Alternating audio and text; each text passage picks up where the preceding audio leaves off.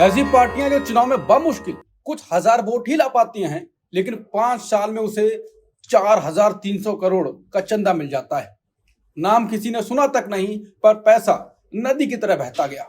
आखिर ये गुमनाम पार्टियां कौन चला रहा है और इतना पैसा आया कहां से? यही है आज का सबसे बड़ा सवाल। आज हम बात करेंगे उस खुलासे की जिसमें गुजरात की 10 गुमनाम पार्टियों को 4,300 करोड़ का चंदा मिलने की खबर सामने आई। राहुल गांधी ने इस मुद्दे पर सीधा चुनाव आयोग को घेरा है।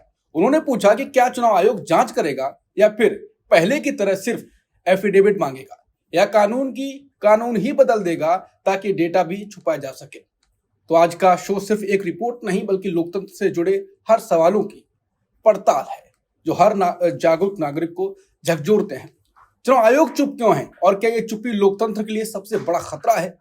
यही है आज का सवाल और यही बनेगी हमारी चर्चा का मुख्य केंद्र। नमस्कार, मैं हूं अंकुर और आप देख रहे हैं सत्येंद्र का खास शो बेबाक मुकेश। मुकेश जी बताएंगे कि राहुल गांधी के आरोप चुनाव आयोग पर दोबारा ये आरोप जो लगे हैं और जो रिपोर्ट आई है उसके मायने क्या हैं और कहां तक जाती है ये कड़ी। मुकेश जी देखिए अंकुर जी, सबसे पहले तो हमें ये इस पर गौर करना चाहिए कि गुजरात जो प्रदेश है, हाँ, वहीं से हमारे प्रधानमंत्री भी आते हैं, गृह मंत्री भी आते हैं, वहाँ से हमारे गृह मंत्री भी आते हैं। गुजरात इस देश का ये जो सबसे रिचेस्ट स्टेट है उनमें से एक है। बिल्कुल, गुजरात के 2 बड़े उद्योगपति हैं, वो भी यहीं से आते हैं। 2 देश के बिल्कुल AA यहीं से आते हैं और यहीं से सबसे ज्यादा भ्रष्टाचार की खबरें भी आती हैं। हाँ, भ्रष्टाचारियों की खबरें भी सबसे ज्यादा यहाँ आती हैं। अब हम आते हैं कि ये जो उजागर हुआ है, 1 महीने पहले ADR ने भी इसी तरह की रिपोर्ट दी थी, एसोसिएशन फॉर डेमोक्रेटिक रिफॉर्म्स। उसने 5 पार्टियों की गुजरात के बताया था कि 5 पार्टियों को 2019 से 2024 के बीच में 2300 करोड़ रुपए का चंदा मिला। ठीक है, अब ये 5 पार्टी बढ़कर 10 पार्टियां हो गई हैं, जिसमें आपने बताया कि 4300 करोड़ रुपए का इन्हें चंदा केवल इस पीरियड में मिला। बिल्कुल, और ये ज्यादातर पार्टियां 2018 के बाद बनी हैं। ठीक है, अब कई सवाल उठते हैं। एक तो चुनाव आयोग के राडार से ये पार्टियां गायब कैसे हैं, क्यों नहीं बोल रही हैं? देखिए, एक चीज और भी ध्यान में दे दूं मैं, हम लोग बात गुजरात की कर रहे हैं, लेकिन इस तरह की छोटी पार्टियां पूरे देश में हैं, हर राज्य में हैं, लेकिन इस तरह का मोटा चंदा हमें गुजरात में देखने को मिलता है कि जिन पार्टियों का कोई नाम नहीं जानता, जिन पार्टियों का कोई आधार नहीं है, जो पार्टियां मुश्किल से 42 सीटों पर चुनाव लड़ा, इन 43 प्रत्याशी उतारे और 54,069 वोट मिले और केवल 3 चुनाव लड़े। 3 चुनाव में केवल 43 उम्मीदवार उतारे और केवल 54,000 वोट मिले, और जिनका चंदा कितना है? 4300 करोड़ रुपए। अब ये इतने कम प्रत्याशी क्यों उतारे गए? उन्हें इतने कम वोट क्यों मिले? और एक भी सीट इनमें से कोई नहीं जीता है। किसी भी पार्टी ने एक भी सीट नहीं जीती है। तो सवाल ये उठता है कि ये पार्टियां बनाई क्यों गई? इन पार्टियों को किसने बनाया? कौन से वो महान दानी व्यक्ति हैं जो इन पार्टियों को चंदा दे रहे हैं? जो लंगड़े घोड़ा तो तब भी बड़ा हो गया कि लंगड़ा है, चल तो थोड़ा बहुत पाएगा, ये तो बैठी हुई भैंस है। बिल्कुल, ये मरा हुआ घोड़ा है। मरा हुआ घोड़ा है। हाँ। मरे हुए घोड़ों पर दांव कौन लगा रहा है और क्यों लगा रहा है? क्या ये खेल चुनावी भ्रष्टाचार का बड़ा खेल है, चुनावी चोरी का एक बड़ा खेल है, जिसमें जो बड़ी पॉलिटिकल पार्टी हैं जो पैसा दे सकती हैं वो अपनी जरूरत के हिसाब से कैंडिडेट खड़े करवाती हैं। अंकुर को हराना है तो इन पॉलिटिकल पार्टी के 2-3 कैंडिडेट खड़ा करवा दिए, अलग अलग जाति धर्म के समुदायों के कितने वोट काट सके वो काट दें। तो ये एक इस्तेमाल इन पार्टियों का होता है। दूसरा इस्तेमाल ये हो सकता है कि इन पार्टियों को चंदा दिलवाकर इन पार्टियों से खर्च करवाओ अपने प्रचार में। ठीक है, खर्च वो आपके प्रचार के लिए कर रही हैं, लेकिन खाता उनका है, तो वो आपके खाते में खर्च नहीं जुड़ेगा। एक ये खेल हो सकता है। बिल्कुल। एक खेल हो सकता है कि कैसे काले धन को सफेद किया जाए। तो बहुत सारे उद्योगपति ये काम करते हैं कि जो दान में चला गया अब वो टैक्सेबल नहीं है, तो वो हमारे ही लोगों के पास पैसा है, लेकिन उस पर हम टैक्स नहीं दे रहे हैं। आपने देखा होगा कि एक रिपोर्ट आई है अभी जिसमें देश के जो टॉप टैक्स पेयर्स हैं उनमें 10 स्टेट जो हैं उनमें गुजरात नहीं है। गुजरात में इतने धनी व्यक्ति नहीं है जो गुजरात सबसे धनी राज्यों में से है जो टॉप 10 में ना आए। तो ये खेल क्या है? ये मनी लॉन्ड्रिंग का खेल है। इन पार्टियों का इस्तेमाल कौन कर रहा है, किस लिए कर रहा है, कहां से पैसा आ रहा है, इसकी जांच होनी चाहिए। ईडी की रेड पड़नी चाहिए। इन पार्टियों के जो भी अध्यक्ष और जो पदाधिकारी हैं उनके घरों पर रेड पड़नी चाहिए। कायदे से इन पार्टियों को चुनाव आयोग को अपना हिसाब किताब देना चाहिए था, लेकिन ये हिसाब किताब नहीं देती हैं। लंबे समय तक टाले जाती हैं। तो क्या वजह है कि चुनाव आयोग ठंडा पड़ा हुआ है? चुनाव आयोग को जांच करवानी चाहिए। ये नॉन रिकॉग्नाइज्ड पार्टियां हैं, लेकिन इनको भी तो एक मॉनिटरिंग होनी चाहिए कि ये कर क्या रही हैं। ये लोकतंत्र को नुकसान पहुंचा रही है या उसको मजबूत कर रही हैं? ये किसका दायित्व है? ये दायित्व हमारे चुनाव आयोग का है, वो चुप बैठा है। तो ये पूरा खेल क्या है, ये समझने के लिए ये जानना जरूरी है कि इन पार्टियों के पीछे कौन लोग खड़े हैं। क्या पॉलिटिकल पार्टी खड़ी हैं, क्या कारपोरेट्स खड़े हैं, या वो दोनों मिलकर इन पार्टियों को इस्तेमाल कर रहे हैं। कारपोरेट भी पॉलिटिकल पार्टियों का इस्तेमाल करते ही हैं, बड़ी पार्टियों का भी करते हैं, और छोटी जेबी पार्टियां रखकर भी उनका इस्तेमाल करते होंगे। ये भी हो सकता है। तो ये तो लोकतंत्र की जड़ें खोदने का काम हो रहा है। ये बहुत खतरनाक स्थिति है। और राहुल गांधी जो कह रहे हैं वो तंज में कह रहे हैं कि हलफनामा दें। क्या हलफनामा मांगेंगे आप?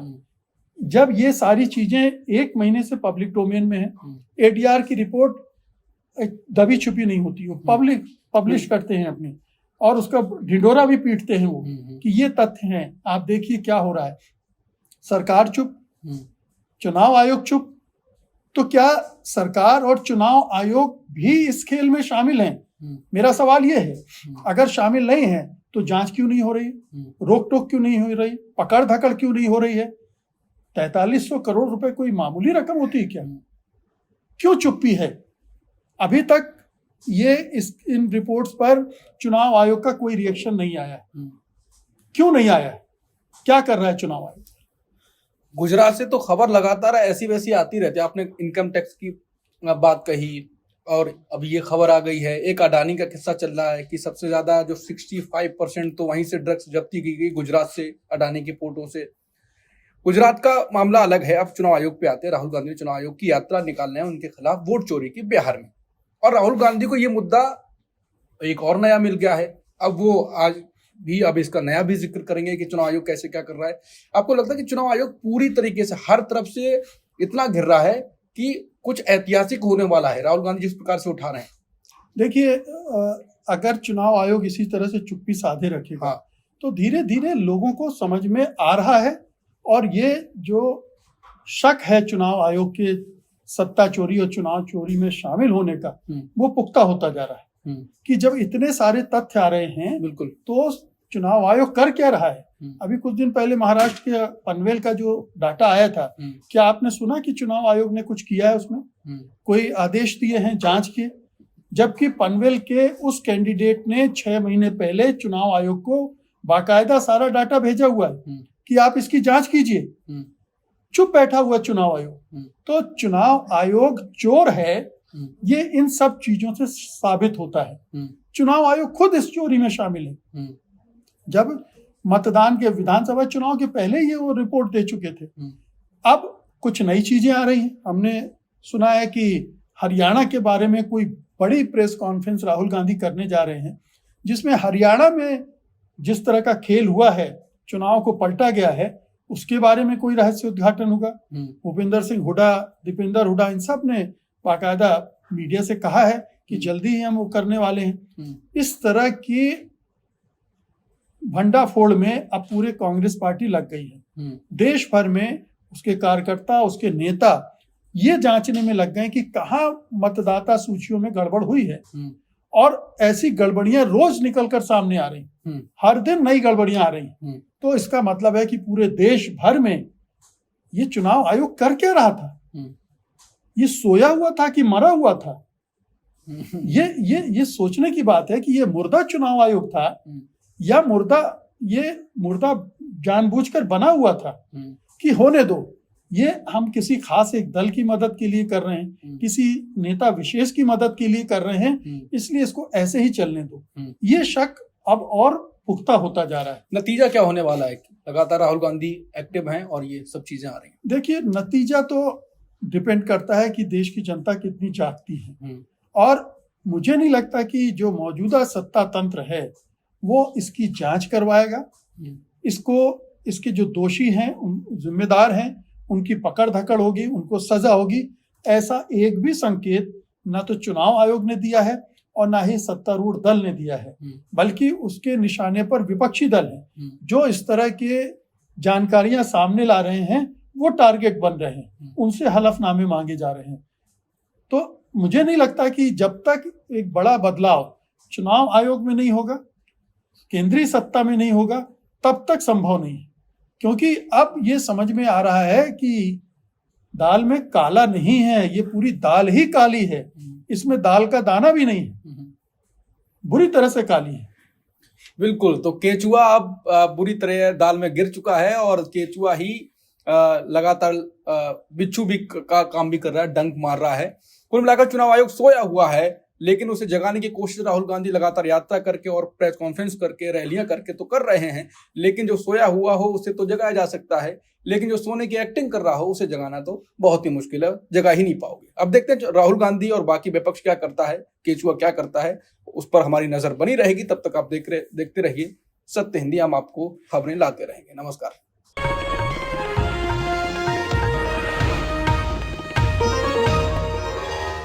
Copyright disclaimer under Section 107 of the Copyright Act 1976. Allowance is made for fair use for purposes such as criticism, comment, news reporting, scholarship, and research. Fair use is a use permitted by copyright statute that might otherwise be infringing.